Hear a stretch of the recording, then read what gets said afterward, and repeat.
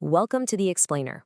Today, we're diving into a major, high-stakes clash between two world leaders, Colombia's President Gustavo Petro and former U.S. President Donald Trump. And their disagreement? Well, it's not just a headline, it's a fundamental challenge to the entire global war on drugs. So let's get right into it. This one quote from President Petro really just cuts right to the heart of the whole thing. He's basically saying that while the U.S. is the one driving the demand for drugs, it's his country that pays the ultimate price, in both cash and human lives. It's a really stark accusation, and it perfectly sets the stage for this entire conflict. So, how did this all blow up? Well, this wasn't some quiet, behind-the-scenes policy discussion. Oh no, this was a direct, very public challenge thrown down by one world leader to another. President Petro really didn't hold back. He didn't send a diplomatic cable, he went straight to social media, publicly calling on President Trump to completely upend U.S. drug policy. And his opening shot? Demanding the legalization of marijuana. I mean, that's a direct hit on the core idea of the war on drugs. And the response? It was fast and it was severe. This thing escalated from a policy debate to personal attacks in no time. While Petro was talking about regulation and the U.S. role in all this, Trump just labeled him an illegal drug leader. And then came the official move. The U.S. Treasury actually sanctioned President Petro and his whole team. Yeah, the gloves were definitely off.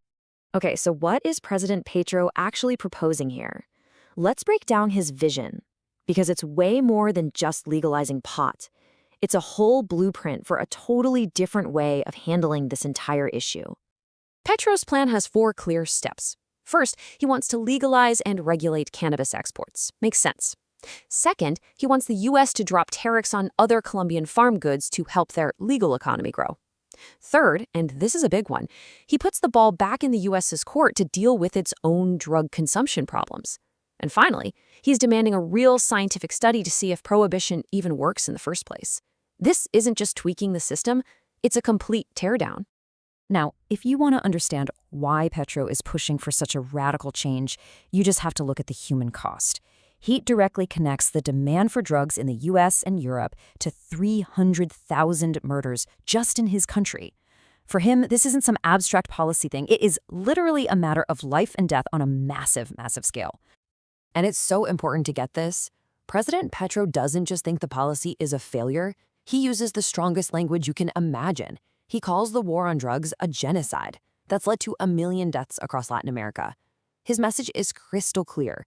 His people are dying to supply a demand that's coming from somewhere else. So, what about the other side of this showdown? Well, the Trump administration's approach is a world away from Petro's ideas of legalization and regulation. It could not be more different. The Trump administration's strategy is all about aggressive force and financial pressure. You won't hear any talk about federal legalization. Instead, the whole focus is on going after cartels, which includes using controversial military strikes on boats out in international waters. And as we saw, it extends to hitting foreign leaders who challenge this approach with financial sanctions.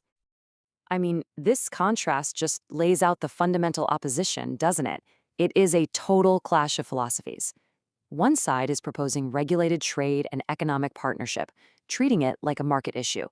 The other is all about military strikes and going after cartels, treating it purely as a crime issue. These are 2 completely different roads. Now, it's really important to realize that Petro's recent comments didn't just come out of thin air. They're actually the latest chapter in a very consistent, long-term campaign that he's been waging against global drug prohibition. You can see Petro's advocacy has just been ramping up for years. Back in 2022, he took his message to the United Nations. Then in 2023, he hosted a whole conference of Latin American leaders to try and build a united front against the drug war. So his actions really show a clear buildup to this direct confrontation we're seeing now. And his criticism got really sharp after a visit to New York City. He talked about smelling legal marijuana for sale on the streets and pointed out what he called the enormous hypocrisy of it all. You know, the very country that started the global drug war is now profiting from legal cannabis, while countries like his are still suffering from the violence of prohibition. So, what does this clash of titans really tell us about the future of drug policy? Well, we're left with 2 fundamentally different and honestly seemingly irreconcilable views on how to move forward. At its core, this whole thing is a disagreement about what the problem even is. Petro believes the problem is prohibition itself, because it creates a violent, illegal trade, so his solution is legalization.